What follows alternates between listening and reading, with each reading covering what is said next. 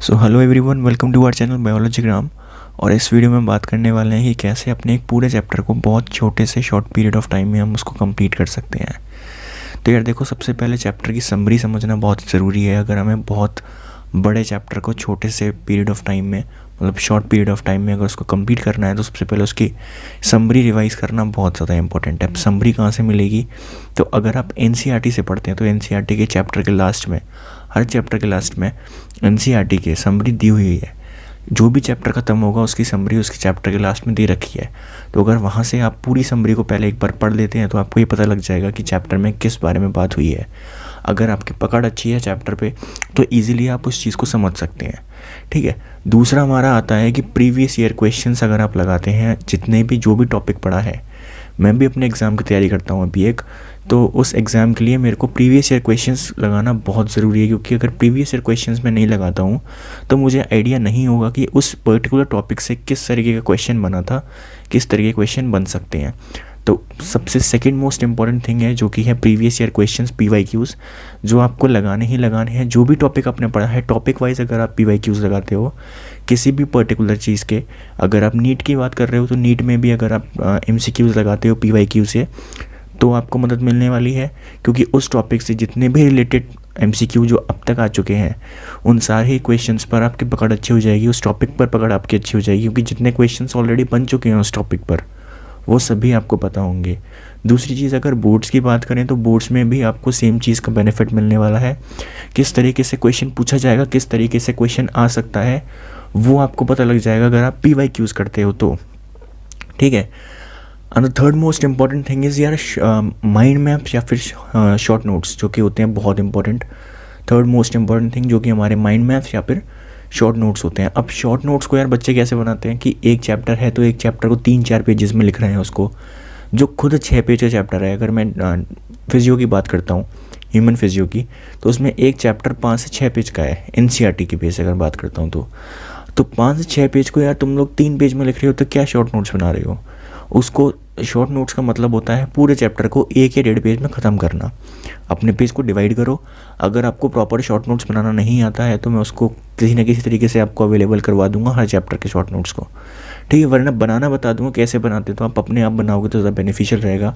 क्योंकि आपको पता होगा जो आपने लिखा है, और आप जब लिखोगे तो उसमें आपको समझ भी आएगा कि क्या लिखा हुआ है, कितना लिखा हुआ है। क्योंकि मैं जो शॉर्ट नोट्स दूंगा वो अपने अकॉर्डिंग दूंगा, बट आप जो शॉर्ट नोट बनाओगे वो अपने अकॉर्डिंग बनाओगे।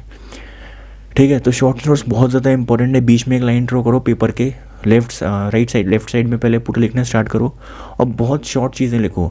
ऐसा नहीं कि पूरा पूरा पैराग्राफ लिख रहे हो। पैराग्राफ लिखने का मतलब ये नहीं होता शॉर्ट नोट्स।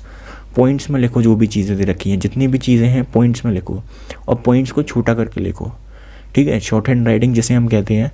अब अगर स्टेनोग्राफर की अगर हम बात करें तो उसमें शॉर्ट हैंड राइटिंग आती है। काफ़ी बड़े वर्ड्स को शॉर्ट लेटर्स में लिखते हैं वो लोग। ठीक है। बहुत शॉर्ट लेटर्स में, जो कि एक कोडिंग लैंग्वेज होती है। ठीक है। तो वैसे ही आप लोगों को लिखना है, कोडिंग लैंग्वेज में लिखना है, नहीं लिखना है इंग्लिश में ही लिखना है। बट उसको इतना छोटा करके लिखो कि यार समझ में आ जाए, ताकि 1 घंटे के अंदर, जो 1 घंटे में चैप्टर ख़त्म होने वाला है, उसको आप 15-20 मिनट में रिवाइज़ कर सको फुल चैप्टर को। रिविजन की बात कर रहा हूँ यहाँ पे, याद करने की बात नहीं कर रहा हूँ। ठीक है।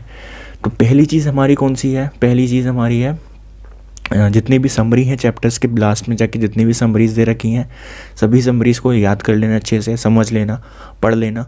उसके बाद में सबसे सेकंड मोस्ट इंपॉर्टेंट थिंग है जो कि है हमारे PYQs। क्योंकि PYQs अगर आप नहीं कर रहे हो तो आपकी पकड़ उस पर्टिकुलर टॉपिक पे नहीं बनने वाली। चैप्टर पे हो सकता है आप पास होने के लिए 33-32 नंबर ले आओ, बट अच्छे मार्क्स नहीं आने वाले हैं अगर आपको PYQs नहीं किए हुए हैं। तो नीट में PYQs इसीलिए इंपॉर्टेंट बोले जाते हैं क्योंकि जितने भी एक टॉपिक से, एक पर्टिकुलर टॉपिक से जितने भी PYQs आएंगे उस पर आपकी पकड़ अच्छी हो जाएगी। आपको पता लग जाएगा कि हाँ, इस टॉपिक से इस पर्टिकुलर वे में क्वेश्चन पूछा गया है एंड इस पर्टिकुलर वे में क्वेश्चन पूछा जा सकता है। ठीक है। फिर उसके थर्ड मोस्ट इंपॉर्टेंट थिंग है माइंड मैप्स या फिर शॉर्ट नोट्स।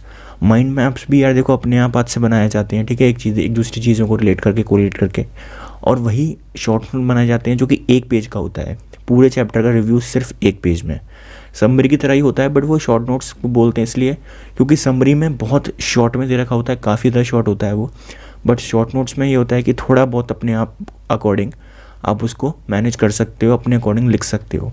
जो पॉइंट्स आपको इंपॉर्टेंट लग रहे हैं, जो पॉइंट्स आपको लग रहे हैं कि हाँ यार मुझे ये चीज़ लिखनी चाहिए या आनी चाहिए, पेपर में पूछी जा सकती है, तो आप उसको भी मेंशन कर सकते हो वहाँ पे, ठीक है। तो यही मुझे बताना था अभी। एंड अभी थोड़ा हेल्थ इशू है क्योंकि मेरे को कोल्ड रखा है, तो इस वजह से वीडियोस नहीं आ पा रही हैं, काफ़ी दिन 3-4 दिन हो गए वीडियोस नहीं आ पाई। But I try my best कि वीडियोस रेगुलर हो जाएं। कोशिश हर बार करते हैं बट नहीं हो पाती हैं, तो आई ट्राई माई बेस्ट कि जितनी भी वीडियोस हैं रेगुलर रहें। तो अभी के लिए सिर्फ इतना ही बताना था कि ये चीज़ आपको फॉलो करनी है। अगर आप इसको फॉलो करते हो, अगर आप PYQs लगाते हो अपने जितने भी जो भी हैं, चाहे नीट का हो, चाहे बोर्ड्स का हो 2022 का, या 10th का हो, जो भी हो, अगर आप PYQs लगाते हो, PYQs में आपको बहुत मदद मिलने वाली है, क्योंकि जो भी टॉपिक के चैप्टर वाइज PYQ लगाओगे यार तो इतना बेनिफिट नहीं मिलने वाला है मेरे अकॉर्डिंग। बट अगर आप टॉपिक वाइज लगाते हो, टॉपिक वाइज आपको बहुत ज़्यादा फ़ायदा मिलने वाला है, क्योंकि एक पर्टिकुलर छोटे से टॉपिक से यार आप सारे PYQs लगा रहे हो अगर, है ना, तो आपको उस टॉपिक पे अच्छी पकड़ बन जाएगी। कितने क्वेश्चंस आए हैं, कितने क्वेश्चंस आ सकते हैं, किस पर्टिकुलर वे में आ सकते हैं, कैसे आ सकते हैं, सब कुछ पता चल जाएगा आपको उस पर्टिकुलर PYQ को फॉलो मतलब लगाने से, एक पर्टिकुलर टॉपिक से, ठीक है।